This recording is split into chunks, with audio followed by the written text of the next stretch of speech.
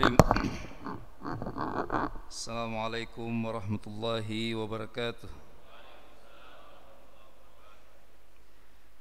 Innal hamdalillah nahmaduhu wa nasta'inuhu wa nastaghfiruh wa nastahdihi wa na'udzu billahi min shururi anfusina wa min sayyiati a'malina. May yahdihillahu fala mudilla lahu wa may yudlil fala hadiya lahu. Asyhadu an la ilaha illallah wahdahu la syarika lah wa asyhadu anna Muhammadan abduhu wa rasuluh sallallahu alaihi wa ala alihi wa sallam la nabiyya ba'da, amma ba'd. Har, panas sekali ya, Masya Allah. Dikasih panas salah, dikasih hujan salah. Makhluk itu cuma pengen satu aja, surga. Jadi dunia itu adalah daru al-amal, darul jaza adanya di akhirat. Maka di dunia selalu melelahkan. Maka tidak ada yang bisa seperti jannah zamharirah, laisa bi syiddatil har wa laisa bi syiddatil bard. Tidak dingin, tidak panas, zamharir. Nah, kita susah sekarang pakai AC, kedinginan, matiin AC, kepanasan, bolak-balik aja terus. Panik nggak usah, memang begitu dunia. Rahimakumullah. Tema kita hari ini tentang umroh. Umrohnya sempurna, imannya meningkat berdasarkan Al-Quranul Karim. Hanya ada satu ayat di Quran yang secara khusus menyebutkan kata umroh. Al-Baqarah, wa atimmul hajja wal umrata lillah, dan sempurnakanlah haji dan umroh karena Allah Subhanahu wa ta'ala. Sisanya keterangan tentang kaitan pelaksanaan umroh dengan haji ya. Jadi ayat ini tidak membahas umroh saja, tetapi umroh yang dilaksanakan dalam kaitannya dengan haji. Sementara yang ingin kita bahas adalah tentang umroh saja. Watimul hajja wal umrata lillah. Sempurnakanlah haji dan umroh karena Allah. Yang pertama harus sempurna. Jangan sampai tidak sempurna, karena berarti ada dampak ketika tidak dilakukan dengan sempurna. Dan seluruh ibadah tidak bermakna jika tidak dilakukan dengan sempurna. Sempurna adalah terpenuhi syarat dan rukun, terpenuhi semua aspeknya. Wujudnya seperti pelaksanaan Nabi sallallahu alaihi wasallam dan para sahabatnya. Nah, rahimakumullah, repotnya adalah sekarang kita tidak lagi hidup pada masa itu. Zaman berubah drastis ya. Ada hal-hal yang menjadi faktor kemudahan, sebagaimana juga banyak yang berubah menjadi faktor pengganggu. Transportasi jadi lebih mudah, cepat, adem, dingin, sejuk. Air banyak, masjid sejuk sekali dengan pendingin ruangan luas, karpet empuk, bersih ya. Nyaris kita sama sekali tidak menyentuh debu atau pasir ketika berumroh atau haji ya. Kecuali haji mungkin ya di Arafah, itu pun nggak seberapa. Tapi umroh yang nggak ada sama sekali. Jadi banyak kemudahan. Berangkat nggak sampai 24 jam di udara. Berapa jam bapak-bapak yang sudah umroh? 6, 8 ya. Cepat sekali. Lebih cepat daripada jalan darat ke Surabaya, betul kan? Iya. Di rahimakumullah, kita juga jangan lupa banyak hal yang kemudian menjadi faktor yang memberatkan, mengganggu. Ternyata kemudahan-kemudahan itu kemudian membuat kita berpaling dari tujuan aslinya umroh. Tidak sedikit indikatornya mudah saja. Dengar apa yang dia ceritakan ketika pulang umroh. Mudah aja. Kalau pengen lihat nih, ini orang umrohnya makbulah apa enggak, keterima enggak sama Allah, kira-kira dapat pahala surga enggak, lihat dia cerita apa sepulang umroh. Kalau nggak cerita apa-apa, ya kita nggak tahu, berarti nggak bisa disimpulkan, didiem aja. Ya, jangan-jangan nggak nyampe lagi ke umroh. Karena ada gitu kan, pulang umroh no comment. Tapi ada juga yang pulang umroh bercerita banyak hal, tapi ceritanya menarik. Pesawat ternyata gede banget ya. Selama ini saya cuma naik satu baris itu cuma 6 orang atau 9 orang. Masya Allah, itu satu baris 4, tengahnya 7. Buih. Jadi cerita pesawat. Dia cerita bandara, dia cerita bis, dia cerita hotel, dia cerita menu makanan, dia cerita travel yang keren. Dari semua ceritanya, dia sama sekali nggak cerita Ka'bah. Dia kemana sih? Traveling.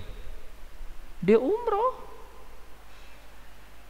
Dia nggak cerita bagaimana nikmatnya sholat di Masjidil Haram.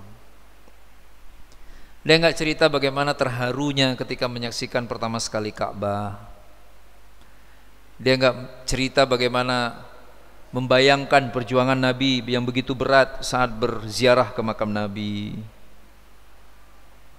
Dia nggak cerita bagaimana khusyuknya sholat baik di Masjidil Haram maupun di Masjid Nabawi. Dia nggak bercerita bagaimana rasanya setelah dia pulang dari tanah suci, bermain ke rumah Allah, bermain ke kampungnya Rasulullah. Berarti apa yang ia dapatkan? Traveling, jalan-jalan. Sebaliknya ada saudara kita begitu pulang, dan ini mulai langka pada hari ini, dia sama sekali nggak bercerita tentang pesawat udara, tentang bandara, tentang orang Arab, tentang makanan, tentang akomodasi, transportasi. Ini nggak cerita sama sekali tentang kelakuan travel. Begitu kita datang, gimana? Luar biasa ngelihat Ka'bah. Nangis saya. Bertahun-tahun air mata tidak pernah berlinang.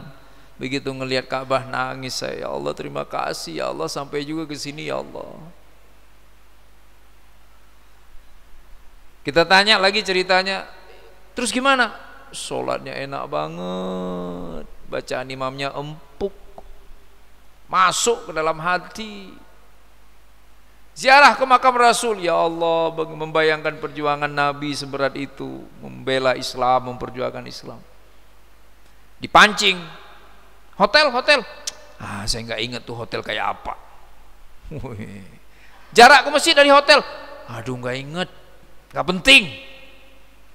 Makanan, ya elah, kalau mau makan nggak perlu ke umroh, makan di sini aja enak, banyak rumah makan Padang.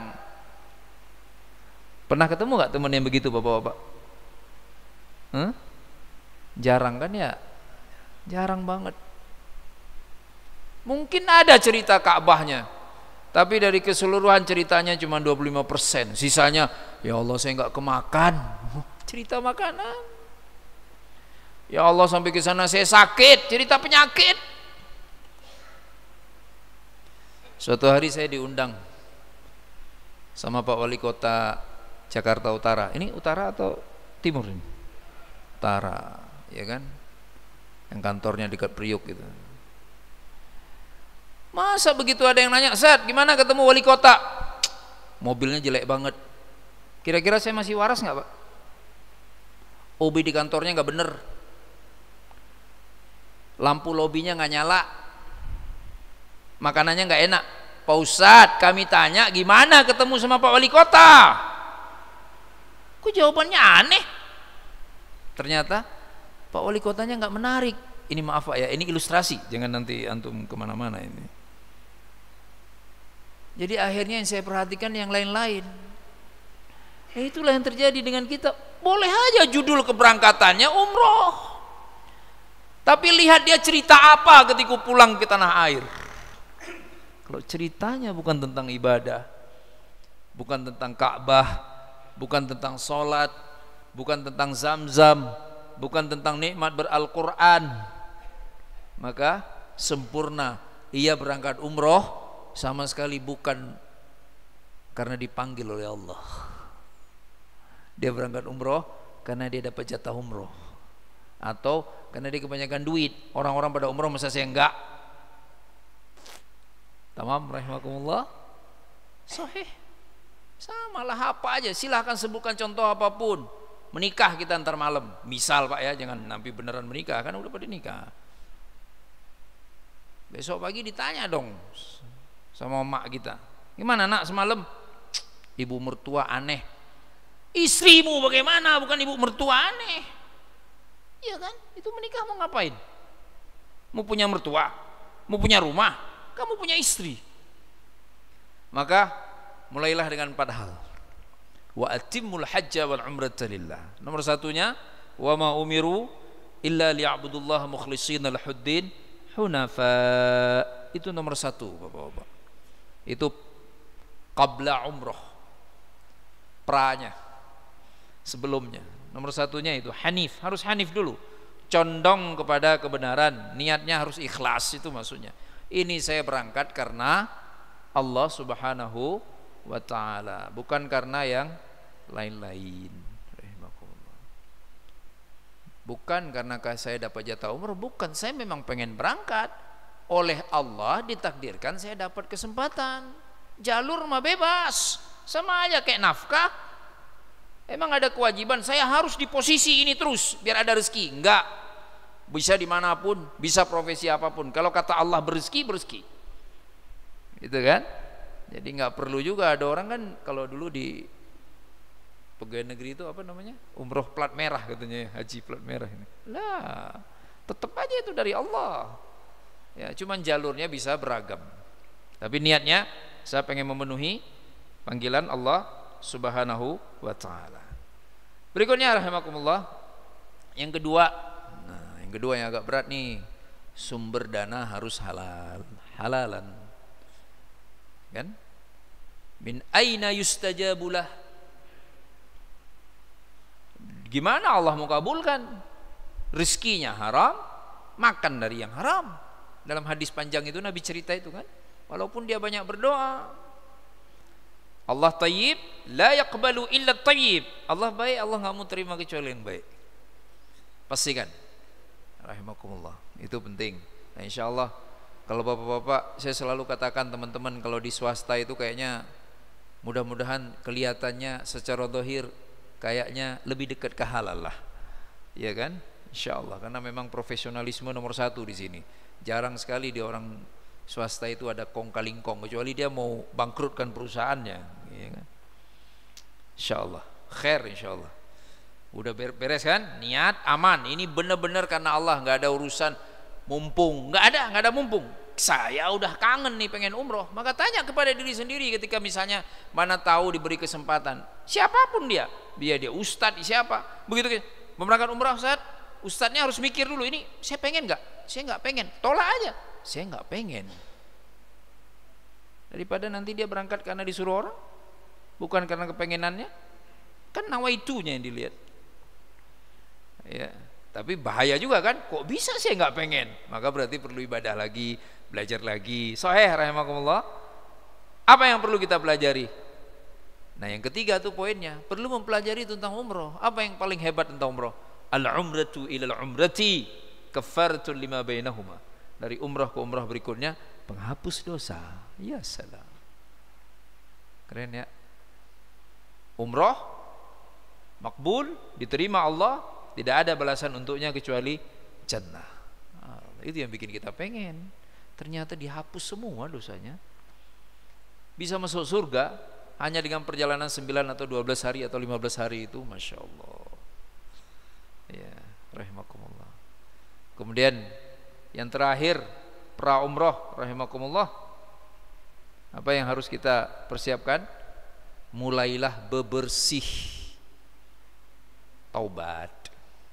Ya kan, ini ceritanya mau main ke rumah Allah, mau namu ke sana, masa kemudian bawa dosa sebanyak-banyaknya? Naudzubillah min dzalik lah.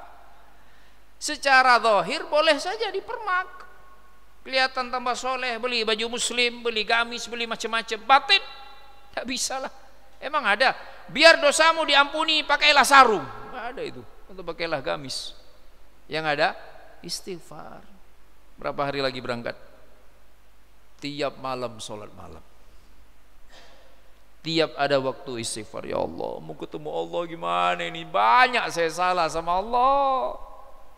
Nah ini yang parah nih. Ada yang sebelum umroh dia bilang apa? Udah ntar aja kita sholat di Mekah langsung. Ngapain sekarang jauh amat dari Allah? Itu jangan yang begitulah ya. Jadi sekarang kita udah prepare, sama lah bapak-bapak mau ketemu siapa juga kan kita di screening kan, ketemu orang-orang penting di sini. Bapak-bapak nanti begini ya, niatnya begini ya, pikirannya begini ya gitu. Padahal itu ketemu manusia doang. Nah ini ketemu Allah, bawa dosa numpuk menggunung. Dari sekarang ini udah merasa waduh mau ketemu Allah harus bener nih. Makin rajin berjamaah, makin rutin baca Al-Quran tiap hari, makin rajin berzikir dan seterusnya dan sebagainya. Ya, itu empat hal sebelum berangkat. Begitu tiba di tanah suci, rahimakumullah. Khalas. Nomor satunya, tentunya ihram dari miqat. Ya, jangan ihram dari selain miqat. Miqat itu tempatnya ihram. Ya, udah ditentukan kan, bisa Bir Ali kalau dari Madinah, dari arah Najd. Lupa saya namanya, Karnain itu, Datul Karnain atau apa namanya ya, al-muhim nanti itu pasti dipandu lah, nggak mungkin itu kelewatan. Jadi ihram harus disiapkan ya.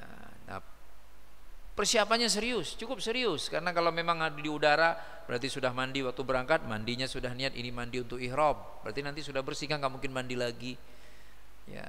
Sudah belajar pakai baju ihram nanti bagaimana, jangan pakai baju ihramnya kelamaan, kan ada juga udah pakai baju ihram tiba-tiba lupa lepas celana dalam, aneh itu kan, rahimakumullah.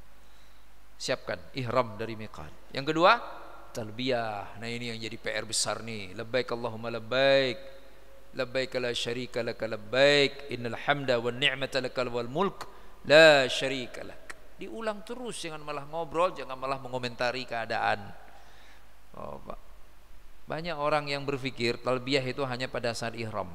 Setelah itu dia ngobrol terus, menikmati perjalanan, mau di kereta, mau di bis, mau di mobil, mau di apa. Harusnya berhenti ngobrol setelah ihram dari miqat, talbiyah. Aku datang menyambut panggilanmu ya Rabb, labbaik Allahumma labbaik, labbaik la syarika laik. Aku menyambut panggilanmu, tidak ada sekutu untukmu ya Allah. Innal hamda wan ni'mata laka wal mulk. Segala puji, segala nikmat, segala kekuasaan semuanya bersumber darimu ya Rabb. La syarikalak, engkau tidak ada sekutu. Nah baca dengan pemahaman, ulang terus, feel umrohnya pasti akan beda sekali. Rahimakumullah. Jadi kan ada yang bilang gini, nggak berasa ya umroh, bentar doang, nggak ada 2 jam. Emang, apalagi kalau lagi sepi, nggak sampai 2 jam, sejam setengah kelar. Kenapa? Dia pikir umrah itu startnya dari tawaf. Lah, umrah startnya dari ihram. Kalau includekan ihram, paling cepat 2 jam. Bisa-bisa 3 jam, 4 jam. Ya, jadi ketika itu sama kayak orang sholat. Masa sholat baru dianggap sholat kalau udah sejak kita udah berwudu itu udah pengen sholat, dengan malah ngobrol yang enggak. Akhirnya kan ke bawah-bawah pikirannya dalam sholat. Wudu itu udah start untuk sholat, udah ready untuk sholat. Tamam, rahimakumullah. Berikutnya, setelah talbiyah barulah tawaf. Tawaf keliling Ka'bah 7 kali, berlawanan dengan arah jarum jam. Startnya di lampu hijau biasanya. Ya. 3 putaran pertama diminta agak cepat, berjalan tegap, tapi bukan sama sekali berlari. Nah ini nih yang jadi soal nih. Bacaannya bebaslah. Rabbana atina fid dunya hasanah wa fil akhirati hasanah wa qina adzabannar. Muzikir subhanallah, subhanallah, alhamdulillah, wa la ilaha illallah akbar, apa aja dibaca. Mau khatam Quran yang sudah hafal Quran. Oh saya enggak hafal satu Quran, hafal beberapa surat. Al-muhim. Nah, al-muhim apa? Jangan sampai itu tawaf hanya jadi ritual ngekor sama gaet. Atensinya berubah. Dia apa begitu masuk? Kan diingetin tuh, Bapak-bapak pegangan ya, Bapak-bapak konsentrasi ya, Bapak. Pikirannya apa? Jangan sampai saya lepas dari rombongan. Itu belum apa-apa udah buruk sangka sama Allah. Bayangkan Pak, balik lagi saya tadi diundang sama Pak Wali Kota. Udah gitu ada yang ngetin, Ustaz nanti ruangnya gini. Oh ya, fokus saya jangan sampai saya kesasar. Nggak penting ketemu beliau atau enggak. Musibah nggak saya? Musibah lah. Gimana caranya orang berburuk sangka kayak gitu? Mana ada orang ke rumah Allah sengaja dibikin sesat sama Allah? Dari awal udah aneh. Itu kan kerjanya gaib. Urusan dia itu. Biar kita nggak kesasar, biar kita nggak hilang. Ngapain kita yang ribet? Kita beribadahlah sebagaimana mestinya, nikmati. Ini saya lagi sama Allah nih, ngapain saya sama Allah megang tangan Anda? Ya kan, rahimakumullah. Seolah-olah kalau nggak pernah lepas dari rombongan, umrohnya paling top. Benar nggak? Banyak kan yang begitu sekarang. Alhamdulillah nggak pernah lepas dari rombongan. Udah gitu tawaf nggak baca apa-apa, sibuk nyari mana. 7 kali putaran sibuk nyari temennya. Ada lagi sibuk baca doa, habis itu nabrak orang depan, dolim lagi sama orang. Kalau bisa hafal, nggak bisa baca apapun. Rabbana ya Allah.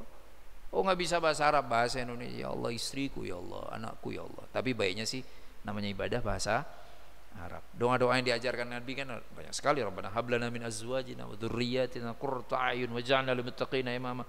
Zikir terbaik Quran, udah nggak ada lawan tuh Quran. Tapi saya cuma hafal Al-Fatihah doang. Ya udah baca tuh Al-Fatihah diulang-ulang.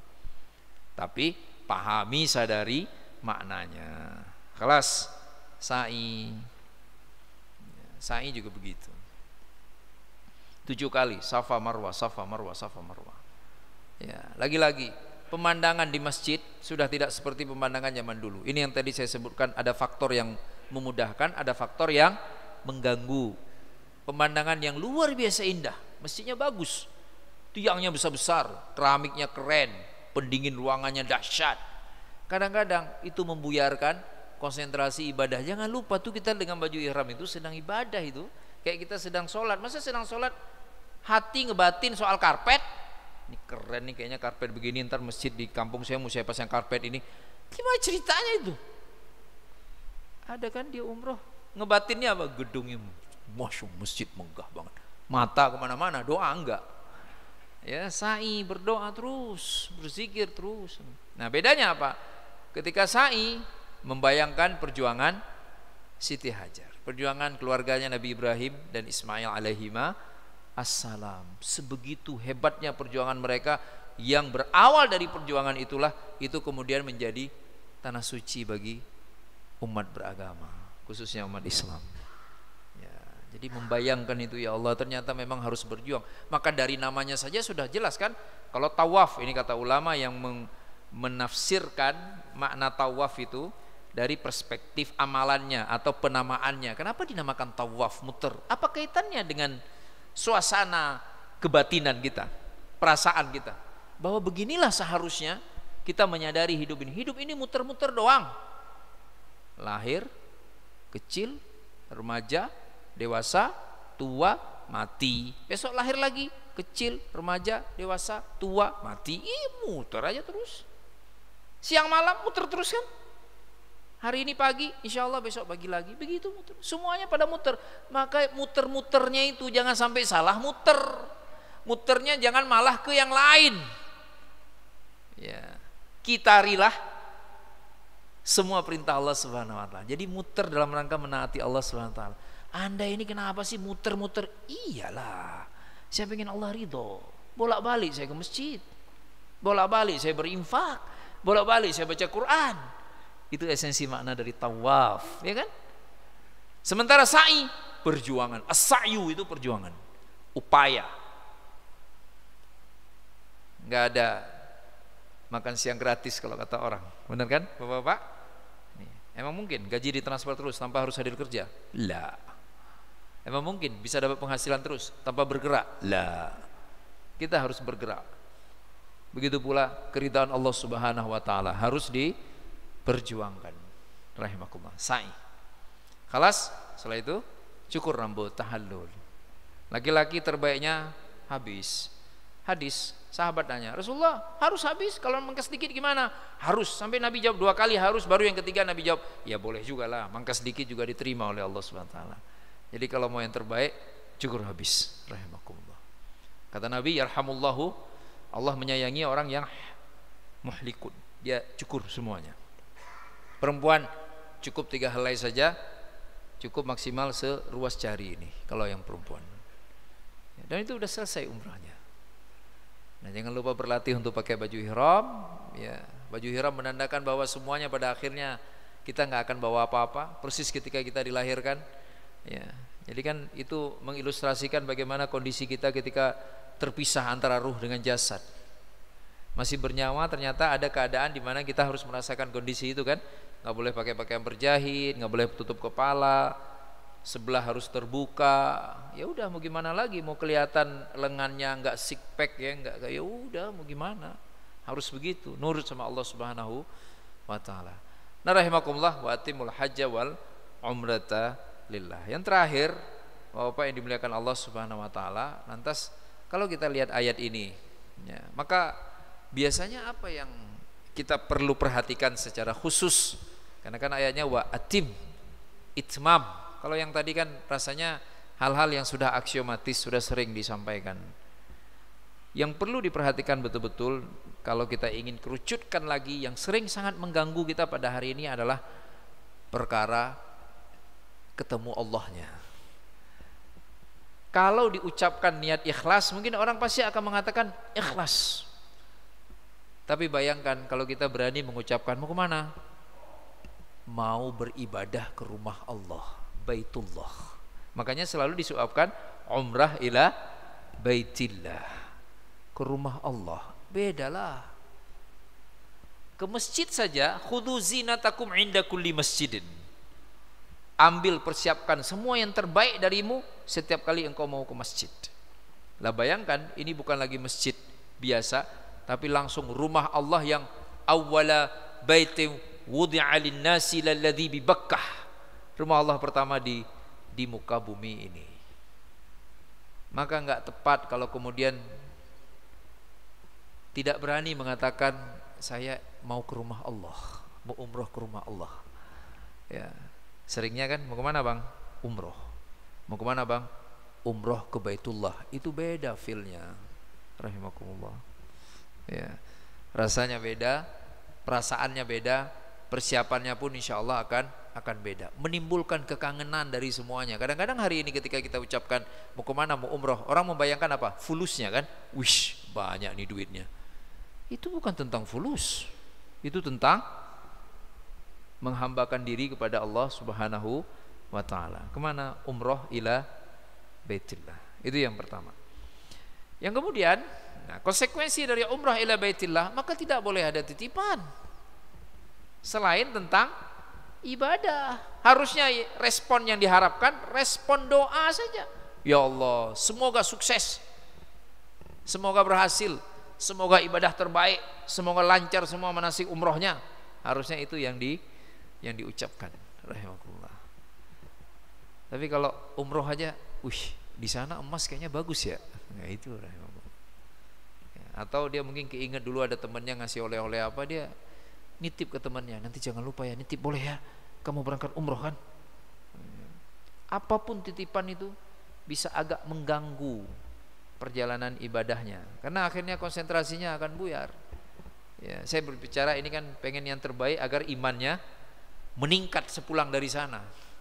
Ini semuanya tentang bagaimana imannya meningkat setelah sholat. Kalau niat sholatnya nggak enak, orang pada sholat kadang, masa saya nggak mungkin meningkat imannya.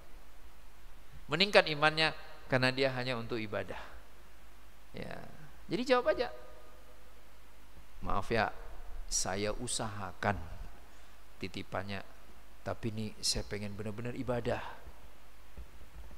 Soheh, nggak apa-apa kan jawab begitu kan? Bolehlah. Walaupun itu nyambi, nanti misalnya yang nitip, nanti kalau udah selesai semua nggak usah, Anda tenang aja ibadah. Tetap aja kita kepikiran itu. Apalagi nanti tokonya ada tuh belakang masjid, warna biru, tiangnya 2, la ilaha illallah Muhammadur Rasulullah. Tega amat, ya kan? Ucapkan aja, maaf ya, ini saya mau umroh, mau ibadah ini, ya kan? Nantilah kalau lihat saya pulangkan tanggal 10 misalnya nih, atau tanggal berapa pulangnya, sehari sebelum saya pulang, nah mungkin mau ada itu WA aja lah. Tapi itu teman keterlaluan kayak gitu tuh. Ya mudah-mudahan kita di sini nggak adalah tradisi modelnya begitu. Jadi kalaupun mau nitip apa? Doa. Cukup itu aja lah, di multazam ya, di raudhah ya. Doain saya ya. Saya pengen juga umroh, pengen banget ini, belum juga. Minta didoain karena doa bagian dari ibadah. Rahimakumullah. Nah, termasuk untuk anak, untuk istri juga sama lah. Hati-hati jaga lisan. Keceplosan karena ayah yang berangkat kan, nggak enak, anak nangis terus. Nanti ayah belikan oleh-oleh, jangan. Ayah pengen ketemu Allah, nak. Allah yang bikin ayah makmu hidup, Allah yang nopang hidup kita selama ini, Allah yang bikin keluarga kita baik-baik aja, Allah yang jaga kita, Allah yang jaga nyawa ayah, ayah pulang pergi kerja selamat. Ini Allah muka Allah, ayah muka Allah dulu. Kamu doain ya, biar ayah bisa maksimal beribadah. Oh gitu ya Yahya, penting banget itu ya. Iyalah, pahamkan rahimakumullah, pahamkan. Bayangkan nih, kita umroh, anak istri ngedoain, bukan anak istri nuntut mulu. Japri lagi, ya ini ya ada bagus nih, aku lihat nih di Arab nih ada jualan begini. Gimana mau khusyuk? Ya kan, pahamkan ke mereka. Ya, sampaikan. Oh nanti perkara begitu pulang bawa oleh-oleh, nggak haram toh? Tapi nggak perlu direncanakan dari sejak keberangkatan. Di sana ada coklat enak banget, nanti ayah bawain. Ya salah.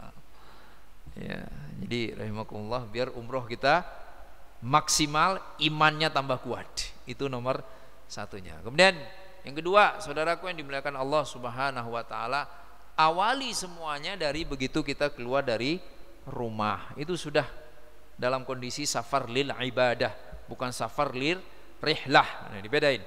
Safar lil ibadah, safar lil rihlah. Ini bukan jalan-jalan. Ini datang untuk berkunjung, berziarah ke Baitullah, melaksanakan ibadah umroh. Maka perjalanannya adalah perjalanan ibadah. Apa yang akan terjadi dalam diri kita? Nggak pengen tuh di pesawat udara malah nikmati film. Ada yang gitu kan? Sibuk nanya ke teman sebelahnya, ini gimana sih cara pencetnya? Filmnya keren-keren. Ini mumpung saya belum nggak sempat ke bioskop nonton ini. Innalillahi wa inna ilaihi raji'un. Sibuk dengan audio, sibuk dengan video di pesawat udara. Salam. Sibuk dengan pemandangan. Ada satu lagi, sibuk dengan setan tipis. Ya kan, Bapak? Beli pulsa di bandara kan, paket umroh, nggak terlalu mahal, cuma beberapa ratus ribu. Silahkan aja, biar nggak putus hubungan dengan keluarga di rumah. Ya, tapi nggak perlulah direkam, ngapain? Emang Allah butuh video kita? Allah nggak sanggup rekam. Allah kurang canggih. Siapa yang butuh video kita? Keluarga, orang lain. Terus buat apa mereka? Kita pengen pahala dari mereka, pengen pujian dari mereka. Ini berat, Pak. Berat banget. Ya. Sekedar memori silahkan. Tapi yang namanya memori, kenang-kenangan indah, bisa taat beribadah, tentunya yang disuting bukan ibadahnya. Tentunya yang kedua tidak mengganggu praktek ibadahnya. Tentunya nggak merasa ini harus segera dikirim, ya kan? Sampai live segala, live Ka'bah. Habis itu pakai berlinang air mata, guys. Ka'bah guys, gua nggak bisa nahan perasaan. Ini HP itu nggak, dia report ke siapa itu? Ke malaikat. Tapi malaikat bingung itu. Ini orang ngapain sih? Dia umroh apa ngapain dia? Ya nggak ada juga, tapi malaikat bingung kan? Yang pasti pahalanya bermasalah. Jadi rahimakumullah, waspadai rahimakumullah. Jadi begitu keluar rumah ini mau ibadah, masa gini, sholat ke masjid. Ada juga kan orang sekarang, Pak Ji balik lagi nggak jadi sholat, lupa HP. Mau sholat doang lupa HP, dia pulang lagi. Gimana itu ceritanya itu? Buat apa? Segitunya kah? Mau ibadah loh ini, rahimakumullah. Jadi hal-hal yang mengganggu itu tinggalkan aja. Lalu di pesawat udara, lama sekali udah zikir aja terus. Seberat itukah berzikir untuk datang ke rumah Allah? Kan harus menyesuaikan diri kan. Kayak tadi, kayak kita mau ketemu seseorang, pakaian dikhususkan, kendaraan dikhususkan, obrolan dikhususkan, semuanya diatur. Lagi giliran mau ketemu Allah Subhanahu wa taala, seenaknya. Iya kan? Janganlah. Fasilitas tersedia yang tadi saya bilang mengganggu. Tapi waspadai. Habis ya. Baik. Bapak yang dimuliakan Allah Subhanahu wa taala, saya kira terakhir satu lagi, jangan lupa perbanyak doa di sana. Kesempatan bersama Allah Subhanahu wa taala, dan di antara doa yang sering dilewatkan oleh jemaah umrah itu apa? Ya Allah, aku pengen balik lagi ya Allah ya. Ya kan? Orang biasanya doa pengen balik lagi udah nyampe ke sini, lagi di sono langsung doa. Ya Allah, nikmat banget ya Allah. Aku pengen balik lagi ya Allah. Mampukan aku ya Allah. Lah langsung mustajab, langsung tertulis, nggak lama beberapa bulan pulang, kemudian bisa balik lagi untuk berumrah. Semoga insya Allah kita semua bisa dapat kesempatan berumrah, Bapak. Kita bisa mendapatkan pahala terbaik dalam umrah kita. Demikian yang bisa disampaikan. Mohon maaf jika ada kesalahan. Billahi taufiq wal hidayah. Wassalamualaikum warahmatullahi wabarakatuh.